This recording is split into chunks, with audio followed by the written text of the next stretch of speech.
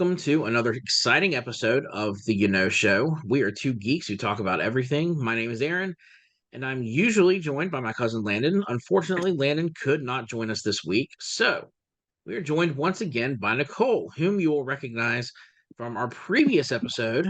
And if you don't, then go back and check out that episode, then come back to this one. Because there's not really any spoilers. There's nothing you really need to know about Nicole from the last episode that carries over into this episode. It wasn't like to be continued. Um, Today's topic is one that has fascinated and intrigued humanity for decades: UFOs, or as they are now officially called, UAPs. So, buckle up, folks, because we're about to dive into the extraterrestrial unknown. Cue the X-Files music. All right, Nicole. Hang on. My eyes are killing me. It's like I suddenly like hit some kind of allergic reaction to something, but I've just been sitting here. Huh. All Are they right. dry? What, are they dry? No, they're watering up, tearing Oh, up. All right, so UFOs, a topic that's both mysterious and captivating. We're going to start with the basics. Do you have a particular interest in UFOs? And do you remember the first time you heard about them? I don't remember the first time. Probably E.T. Probably E.T. was the first time when I went to see E.T. in the theater that my little brain thought, could there be something else out there? I've never been like super obsessed with it until, and I think it's been a couple of years ago, I discovered, is it The Secrets of Skywalker Ranch? A ranch out Skinwalker in Ranch. Skinwalker Ranch. Yeah, Thank you. Yes. Skywalker Ranch is where George Lucas lives. Yes. Yes. Skinwalker Ranch. I just did that today talking to somebody at work about it. Um, and as I watched that show, now I owe a lot of this to you because back in the day, there was a show that came on that I refused to watch, and you would come to my house and sit and watch it before we would watch. I don't know if it was like 24 Big Brother or something. But because I started watching that show and got into astrophysicists and dark matter, and you have no idea what I'm talking about, do you? What is it? Do I'm what? intrigued. Is it Fringe? No, it's a show you no longer like. But Oh, Big Bang Theory? yes, Oh. and so the more I watched it and started hearing those phrases, when I discovered Skinwalker Ranch and they were talking about the same types of things, I became just obsessed. So I started Googling and researching, and it became not so much about the ETs, but these unidentified, flying objects. So it's really been a thing more so over the last few years that it shifted um, my thoughts where it used to be, because I grew up super religious, where God only created what was on this planet and that was it. And there's nothing else out there. And if you believed anything different, you were headed to hell. And I had to really like expand my mind and think that might not be entirely true. So I've put a lot into just reading up on it, looking into it, because it's fascinating. Like there's just stuff out there. You can't deny it's there. Where did it come from? Do they exist? What do you think, Aaron? Um, well, we'll get into do they exist a little bit later on. Um, I did want to share that I think my first understanding of what UFOs were came from Unsolved Mysteries. Oh, Um, yeah. the old Robert Stack hosted Unsolved Mysteries that gosh, it was just creepy as yeah. I wasn't so much. Every time I watched that show, I wasn't worried about like the real life like murderers that they haven't been able to find. I was more worried about the ghosts and the UFOs. I Yeah. was like, that's the stuff that's gonna come after me. Uh, but and I'd seen ET and Star Trek, and I understood the concept of aliens, but I think the reality of it hit me through Unsolved Mysteries, and like is the possibility of some kind of alien life and technology. Is it out there? Is it really, does it exist? Because some of those people sound crazy, but some of them sound like legit. Yeah. These are smart people. They know what they're talking about. Yeah. um do you think that public perception of UFOs has sort of evolved over the years? I think so. And I don't know if it's more so because of what we see like in movies and TV shows, and that influences what we think, what we, I mean, I know it does, but I think it has more people talking. But I think too, because we live in a day and age where we're walking around constantly with a camera in our hand and can film and take pictures and, videos of things that we see, but then also Photoshop and edit to make it look like it's something it's not. Yeah. Um, but yeah, I definitely do think so. All right, getting personal. Do you have any personal encounters or stories? Have you ever witnessed a UFO, or something you couldn't explain? So yeah, but here's the thing. When No it judgment. comes to, what'd you say? No judgment. No judgment. Well, it's this is where my faith stuff mixed with my worldly stuff, because there are times when I hear the talk on Skinwalker Ranch about portals and wormholes and things like that, that my faith part kicks in, and I'm like, it's a spiritual stuff. Like, is it demonic, angelic, that kind of thing. Mhm. So go back to 1999 when my second child was born, and he was brand new baby, and I was home alone. It was nighttime and he was sleeping. And at the time, he had a hernia. And I had just taken him to the doctor and it was weighing heavy on me. I was scared. I was young. And the doctor said, if this doesn't go away on its own, they're going to have to do surgery. To a young mom with a brand new baby, the word surgery is terrifying. And so, anyway, that night I go to sleep. He's in the little bassinet beside me. And no lie, I wake up in the middle of the night and there is something standing there by my child with its hand on my child. But I wasn't afraid. I wasn't freaking out. But it was just standing there, just looking at me. Like it looked like a man. It didn't look like a woman, but like just light and a person is, I don't know how to describe it, but it was enough that I wasn't afraid. And in my mind, I'm like, is this an angel? Is this an alien? Like, what is in my room right now? But I remember it like it's yesterday. Anytime I think about it, I can remember it like it was yesterday. Anyway, all that to say, a few days later, I take him back to the doctor, and there's no hernia; it's completely gone. So, like, an angel that healed my baby, or was it some kind of alien being that said something? I do not know. But that most it was the most real thing. Don't tell many people, and now I've just told you and your three listeners. So hopefully no one thinks I'm crazy, but that's the only like type of encounter I've ever had where I don't know what it was. Like I can't explain it. Sure. No, like I said, no judgment. Unfortunately, I've never seen anything or experienced anything, nothing like that. I've never like looked up in the sky and seen anything stranger than the International Space Station flying overhead. Yeah. Um, yeah, I would love to say I've seen something, but unfortunately, that's just not in the cards for me. All right, so as we explore this topic, it's essential to understand some of the history. So, Nicole, what's your take on the historical significance of UFO sightings, especially those that garnered widespread attention, like Roswell, Area 51? Those names have become synonymous with UFO lore. So, what's your perspective on those iconic type stories? I don't know, because for me they feel more like stories.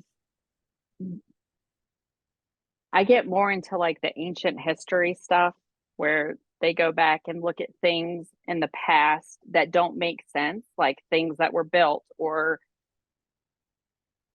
relics that they find that are like of something that looks like the shape of an airplane that should not have existed, hundreds and thousands of years ago. But these other things, I don't know if it's just hype from movies, people just writing articles to gain attention. Like, I've never bought into those particular stories, which I don't know, maybe is lame. But I've never been super compelled to find out more about those particular stories. I'm more interested in the past, like the past, the ancient past. Beyond the 20th century. Yeah. Yeah. I'd be interested, like if they were to ever declassify like some of the stuff that, like, there's information out there about whatever really happened at Roswell, whatever really happens at Area 51. You know, Right. there's too many other conspiracy theories out there about military testing and different kind of experimental aircraft that fly around that have nothing to do with aliens. It's just Right. human ingenuity trying new things in the middle of the desert where the hope is that nobody would see it, but inevitably somebody usually does. And so it's like, well, it turns into this big cover up because they don't want other nations knowing, oh, we're experimenting with this new type of aircraft. Right. So Yeah. is it aliens or is it just us messing around? Messing around. Yep. How do you think that media and pop culture influenced our perception of UFOs over the years? I We think already it's been talked about significant. ET. Yeah. Especially like Independence Day. Yeah. Yeah. Yeah. I mean, you've got everything from Close Encounters of the Third Kind to Independence Day and gosh, what's that alien abduction movie, the fourth kind? Um that they said was real, but no, it wasn't. Like it was one of those movies that was Oh, supposed to yeah. be based on like actual A real, events, yeah. Like like took place in that like the happened to this little mountains. town in Alaska. Yeah. And but it's like, no, it's all BS. Yeah. Yeah. All right, so let's put our science hats on and not the tinfoil hats. The military and scientific communities have been studying UAPs for a while now. How has the recent release of declassified information and establishment of the UAP task force by the government influenced our understanding of these phenomena? To give them a little more weight. Again, because of Skinwalker Ranch, to me it does, because some of the stuff I have seen from Skinwalker Ranch. And I think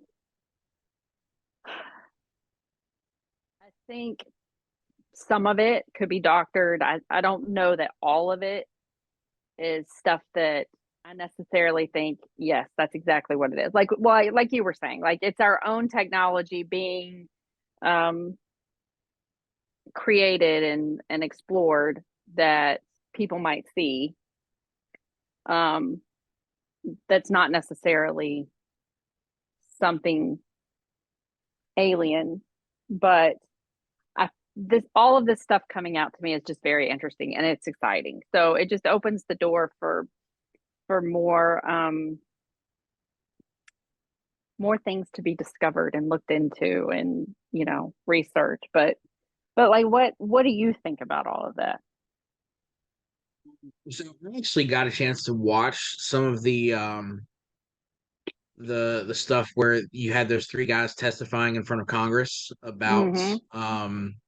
some of the stuff that's been coming out. I know I've seen the videos that the Pentagon declassified where the one that immediately comes to mind, it's a grainy black and white video and it just looks like a glowing tic tac flying across the screen. Yeah.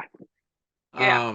So it's like, what are we really looking at here? Like, that's I get that is taken with like an infrared camera or something, and so it's only going to show so much. But at the same time, I'd like to see something a little more substantial.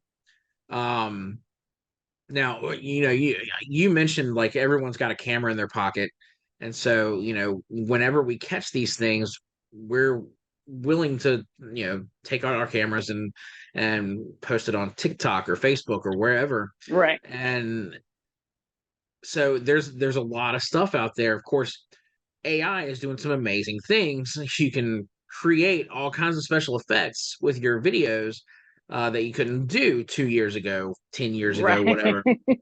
Um, so it's hard to know what to believe, but I mean, at some point you get to this place where it's like there's so much evidence out there that that this task force or whatever is sifting through and deciding what's real and what's not. And Right. and everything that they have come out and said doesn't really give any answers. Right. Allegedly they're just as clueless as we are about the origin of these things. I don't think they want to come out and say, hey, yeah, this is definitely alien technology, something from beyond Earth, Right. but they're not willing to say it's not either. It's just we don't know. Right. Um, because some of the things that they've seen, it's like in the I'm talking about like the official, like the government has already released the information saying like these highly decorated and trained pilots are out there seeing these things when they are in their aircraft, and it's like they're impossible things that they're seeing that break the laws of physics. They're moving incredibly fast, and then they stop in midair Right. and change direction like it's nothing. um so i I don't know. I do think that the fact that the government is opening up about it and being a little more transparent does lend a lot more credence to the fact that there is something out there that we can't explain.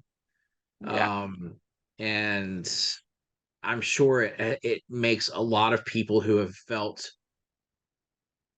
judged, felt like they have been misrepresented or whatever for years, finally feel a little bit vindicated, um Mm-hmm.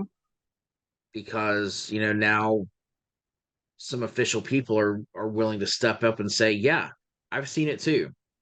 Right. Yeah, I agree um with that. so as we explore the unknown, we have to touch on the big question: are we alone in the universe? Which we've talked a little bit about here and there, but do you think that these UAPs could be evidence of extraterrestrial life visiting Earth, or is there something more down to earth that could be the explanation? Or is it both? I think it could be both. But the dreamer in me would like to think that it's something else out there. The Marvel fan, that there's a Star Lord out there somewhere, Captain Marvel's flying around, you know, a Thor maybe. I mean, yeah. The You think about, and again, this is something you brought up too, was that like the ancient stuff that's hard to explain. You've got so many of these ancient civilizations that built their religious culture around these beings that defy the laws of physics. That you know just think about just the Greek pantheon. They've got all these special powers or whatever. What if they were aliens? Right. What if they were aliens who had this crazy technology, and to someone who doesn't understand what that technology is, it's going to look like magic. if Yeah. if you went back in time 1,000 years with uh, a cigarette lighter, people would think you're some kind of wizard for being able to create fire in your hand. um so who's to say that these people were not visited by ancient aliens? um I mean, there's so much to think about with all that stuff. Um, And I and think I was reading something today that was just talking about there was a stone fixture that was built where they were like carving 90-degree angles. Like they yeah, didn't have that kind of equipment back then. it's too Where did perfect. that come from? Yeah. Like how did they do that? Yeah, It's that kind of stuff that just leaves my mind just like going crazy because how can you say like there's something came from somewhere to help them do something so amazing because they didn't have that ability. They didn't have that technology or those types of tools to be able to do that. right.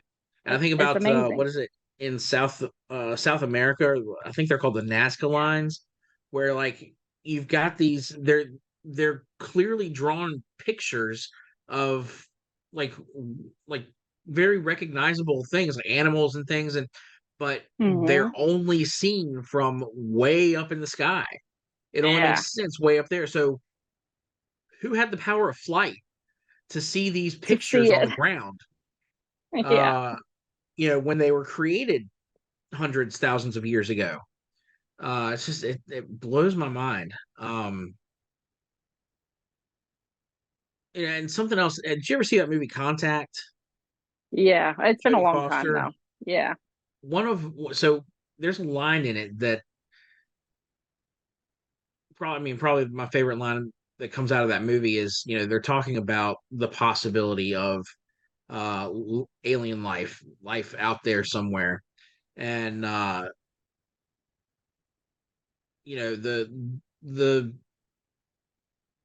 I guess the consensus they come to in the end is, they can't really know.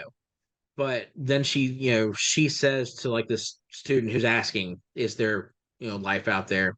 She said, "If there's not, it'd be an awful big waste of space, wouldn't it?" You think about how big space Yeah. is, and I can't remember what it's like some kind of paradox or something where this scientist he did the math and figured out even if there are only this many stars that have planets around them, and even if there's only this many planetary systems that have, uh, you know, a planet like Earth in the sweet spot, like in that habitable zone, and even if only a certain amount of those were capable of developing life, you would still, in our universe, have millions upon millions of potential life forms out there.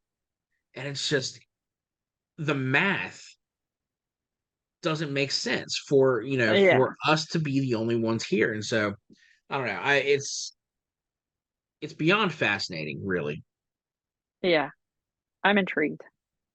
Um, all right, so yeah, the life beyond Earth, the idea of life beyond Earth is intriguing. How has delving into the world of UFOs influenced your perspective on the possibility of extraterrestrial intelligence? Well, it's definitely much more of a possibility than it ever was for me 10 years ago. I think if it were to happen, if they discovered that extraterrestrial life, not even necessarily intelligent extraterrestrial life, if they were to find, I don't know, bacteria somewhere out in space, uh, do you think that would have some kind of profound impact on society? Oh, absolutely. I think so. But I think what because I think it would well, it there could be negative to that, but I think it would open up the idea that like okay, anything is possible now. Like if we found that, now that opens up a whole new realm of possibilities for things to exist or to happen or um whatever. But I will say if they did, like let's just say something like Independence Day were to happen. I'm at a point in my life now that I would not be freaking out and go, "Oh my god, I cannot believe this is happening." I would be like, "Yep, I am not the least bit surprised." Like that's just where I am in all of this now, Right. which is a huge leap from where I was when that movie came out all those years ago. Yeah. It's it, it goes from being a ridiculous sci-fi notion to suddenly, oh, there's a giant ship in the sky. How about that? I'm not saying I wouldn't freak out about it. I'd still freak out, but I would not be like totally shocked by it at all. I would. I'd probably run down the street and just like freak out. You'd have crypto. He'd It's over, protect you. folks. We don't have a prayer. I think about that and I wonder, like, what does that do to our world's religious population? I mean, Yeah. not just Christianity, which I know we're both more familiar with, but Judaism, Muslims. Where does that leave our monotheistic brethren? And who we're all believers in one God, and it's like, okay, and we have our scriptures telling us that He created the heavens and the earth, and then there's no mention of anything else other than what He did here. And Right. so it's like, you've got all that space out there. Did He do something else somewhere else? Is Right. there, is there another planet on the other side of the galaxy that has a civilization and has their own religious beliefs and has their own version of the Bible that says that, okay, God created that world in 7 days too? Right. Who knows? Ugh. It's a mystery. We won't know until the other side. Like someday we can ask these great questions. But I like to think that that could be the case. I mean, and, My and this gosh, I doesn't hope my even. mother doesn't watch this. So we shouldn't share that. Okay. Um. So, and this, I mean, the other question that comes from this is, I mean, it has nothing to do with what we're talking about here, but um, the idea of the multiverse, Yes. like, I don't know if it's because that has become such a pop culture hot button topic. 'Cause, I mean, every other movie that comes out has something to do with the multiverse these days, it seems. But that's really something that uh, scientists and theoretical physicists have been debating for years. Like, Yeah. is there a multiverse? Are we alone as one universe, or you know, are there other universes out there? And what kind of other universes is it, like, what you see in the comic books, where it's a world that's similar to ours, where another version of us exists, or is it just something completely different? And it's Mhm. so many things to think about. Oh yeah. All right, it's time to wrap this up. This has been an out of this world conversation. uh But before we wrap up, any final thoughts on the whole UFO phenomenon? Um, where do you see this topic heading in the future? I I don't know. I think it's one of those that comes in waves. Sometimes Yeah, it's a really big topic and then it fizzles out for a while. And I think it'll continue to be that way. it depends on if the government needs to distract us from something serious. Exactly. True story. All right. Thank you all for joining us on another episode of the Show. If you enjoyed this extraterrestrial journey throughout the cosmos, don't forget to like, subscribe, and hit that bell icon to be notified whenever we post something new. Nicole, thank you for joining us this week. Hopefully, we can have you back sometime. Well, thank you for having me. It was a blast. I'm glad you had fun. I had fun too. So until next time, have a great whatever it is, wherever you are.